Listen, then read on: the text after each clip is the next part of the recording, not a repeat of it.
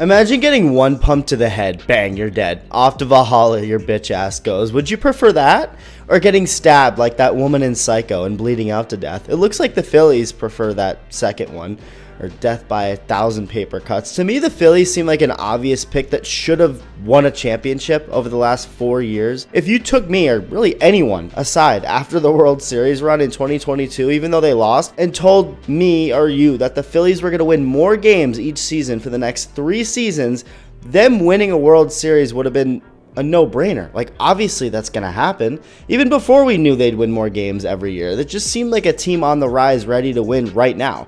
And they did mostly everything but the ring part. Fourth time wasn't a charm and ended in maybe the worst way imaginable. And what's followed is a frickin' civil war between the general manager and his players. Lovely. So thank you for being here. Subscribed or not, if you haven't joined the 49% Elite Humans, consider hitting that button if you like the videos, as I honestly think what Phillies fans have had to experience over the last 4 years is more painful than what, say, a Giants fan has had to experience in the last 4 years. Or hell, even the Rockies. I really do think there's a genuine argument to be had on what's worse.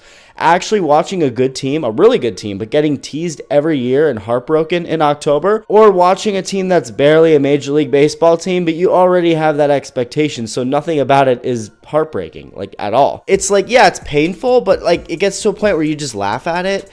I genuinely might pick the Rockies. I don't know. But I do know Bryce Harper's not entirely happy right now. Just like I also know I would pick SeatGeek for getting good deals on tickets to go to games. With us in the middle of the MLB playoffs along with the NFL season, it's the perfect time to talk about getting tickets to go to games, and that's where SeatGeek comes in to help you out. SeatGeek is the #1 rated ticketing app with over 28 million downloads. There are more than 70,000 events listed on SeatGeek, including concerts, sports, festivals, and more. And they always make it really easy to see which seats are the most ideal to get. They walk you through this with a scale of 1 to 10, so you know you're getting a good deal, so you can see where the best deals are. Green is for the good deals, red is for the bad deals. And this is where I come in, as you can get 10% off your next set of tickets at SeatGeek by using code iTALK10. That's 10% off any tickets with promo code ITALK10. Make sure you click the link in the description and download the app. Now back to the video. So Dave Dombrowski, the Phillies general manager, held an end of season press conference within the last couple weeks or so. I think it was like a week and a half ago or whatever. There were some highlights with it. When a reporter told Dombrowski that pitcher Matt Strahm, Nicolas Cage, said that the team didn't practice PFPs during the postseason.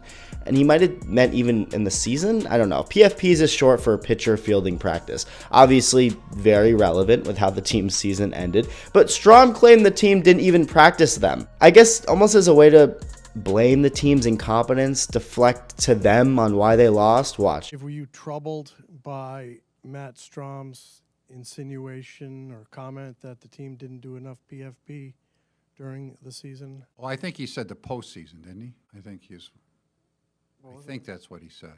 In the season? Yeah, well, we did plenty, and actually, as it turns out, we did do PFPs in the postseason. He didn't do them. Okay, but we did them. No punches being pulled there. Then he brought up Bryce Harper out of nowhere, just calling him a bum. It was wild. No, that's not what happened. This is what he said on Harper. Watch. I don't think, I mean, in Bryce's case, of course, he's still a quality player. He's still a all-star caliber player. He didn't have an elite season like he has had in the past. And I guess we only find out if he becomes elite or he continues to be good. I mean, it's not like he's... It's like if you say to me, I look around the league, I was trying to think, Freddie Freeman. He's a really good player, right? He still is a good player. Is he elite like he was before? Probably not to the same extent, and so that's nothing because, Freddie's a tremendous player, and that's, to me, is Bryce. Can he rise to the next level again? I don't really know that answer. I mean, and really, he's the one that will dictate that more than anything else, I mean, is what it comes down to. So I don't think he's content with the year that he had. And again, it wasn't a bad year, but when I think of Bryce Harper, you're thinking elite, right? You're thinking one of the top 10 players in baseball, and I don't think it fit into that category, but again, very good player. I have no idea when you see somebody, I have seen guys at his age, again, he's not old, that level off, or I've seen guys rise again. We'll see what happens. Harper, of course, saw this and also, of course, responded to this, saying, "I've given my all to Philly from the start. Now there is trade talk. I made every effort to avoid this. It's all I heard in DC when he was with the Nationals. I hated it. It makes me feel uncomfortable." Harper also said he was hurt by Dombrowski's comments. He was pissed off. Yeah, not great. Well, like a reaction video on YouTube, Dombrowski then reacted to Harper's reaction to his original comments with more comments. He went on the Foul Territory podcast and said this. Why you booing me? I'm right. No, he said this. Well, and it's, of course, got a life of its own. I said so many things in a 1-hour press conference, and this is the one thing that gets out there. First of all, I mean, to me, Bryce Harper is one of the best players in the game of baseball. And when I say he didn't have, they asked me, what type of year did you think he had? And I said, he had a very good year. I don't think he had an elite year. And when I say that, when I think of Bryce Harper, it's a compliment, because the reality is there are, I don't know, 8, 10 players in the game of baseball every year. When they're not, let's say, in the MVP consideration, for whatever reason, it's not an elite year for them. So the reality is that he's a great player. He's a future Hall of Famer. This thing's got a life of its own. Now I've been reading that, oh, the Phillies may trade Bryce Harper. That couldn't be further from the truth. We love him. I think he's a great player. He's a very important part of our team. I've seen him have better years. I look for him to have better years. But I was looking back at my Miguel Cabrera days. Probably the best, as good a player that I've been around year in and year out, and got to 33. And he had won the Triple Crown. He had been the MVP 2 years in a row, and he wasn't quite the same player. Basically, that's what happens with every player. I mean, the reality. Now, I'll take my chances with Bryce more than most, because Bryce is an elite talent. It's a shame where this has gone, because it wasn't meant to be a criticism. Again, that first video was not Dave Dombrowski. Just gotta make that clear. I know, sorry for the confusion. Look, to me, I don't think he said anything wrong. Harper didn't have an elite season, definitely not for his standards, and that obviously really is a compliment. His numbers this year would be most players' best seasons, but it still wasn't vintage Bryce Harper, and with him going into his now age 33 season, it's totally fair to wonder how he'll age. You can do that with really any player. I mean, he's aged pretty well so far, and I wouldn't be shocked if he went out and had one of the best seasons ever next year, which actually would maybe be partly thanks to Dombrowski. Maybe this is actually what he's trying to do, light a fire under his ass and get MVP Harper back, even though that really would only do so much, considering he's not really the reason they lost this year and have in the postseason the last 4 years.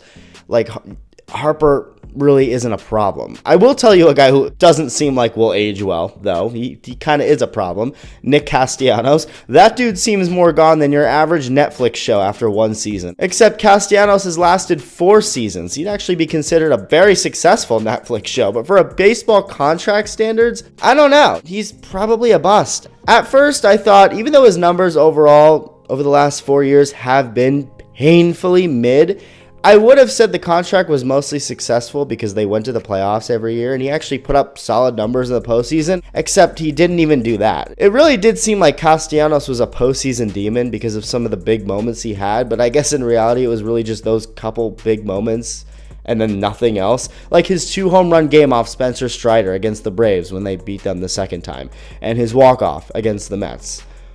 I guess that's about it. His overall playoff numbers aren't good, so I guess his contract really was a bust. Damn. Well, all the more reason to get rid of him. He's obviously not a great clubhouse presence, at least not this year. That really rubbed a lot of people the wrong way. He just started throwing a bunch of fits when the manager Rob Thompson started removing him from games for his defense, like to make a defensive replacement late in games, which that shouldn't be a controversial move to make. And also when he became a platoon player rather than an everyday guy like he was used to. But like, bro, you weren't good. Of course he's going to do that. And he apparently said something so offensive to Thompson after removing him from a game once earlier this season that Thompson felt the need to bench him for a game, which never happens. And we still don't know what he said, but apparently it was bad enough for him to be suspended by the team. And then Castellanos later openly criticized Thompson's communication. He called it questionable and said they don't talk often, just for Thompson to clap back by saying his office door is always open to talk. It was just weird. I mean, at this point, there's no reason to keep him aboard unless he has some crazy blackmail on the team or something. He hasn't been hitting. He's been toxic in the clubhouse. Like, what else does he need to do for you to want him out? It's almost like he wants out at this point. They already were rumored to be open to trading him a year ago, so it seems obviously inevitable now. So Castellanos is a walking trade piece, but Harper, he's not going anywhere, and neither should he. Dombrowski never said anything about a trade, so whoever started those trade rumors, I mean, I at least respect it a little bit because it's led to some Yankee fans getting more false hope, but I don't think this is as big of a deal as people think. I do think there are some issues with this team. I mean, obviously, Castellanos, and I mentioned Nicolas Cage earlier saying one thing and Dombrowski basically calling him a liar. But I think between Harper and Dombrowski, it was a little bit of a misunderstanding. And if anything, this can only help. Again, what if Harper actually has an insane season next year? I would say, hey, maybe he got extra motivated from what Dombrowski said, even though what Dombrowski said wasn't necessarily wrong. So we'll see how this offseason goes, but Harper's not going anywhere. So yeah, love you. Bye.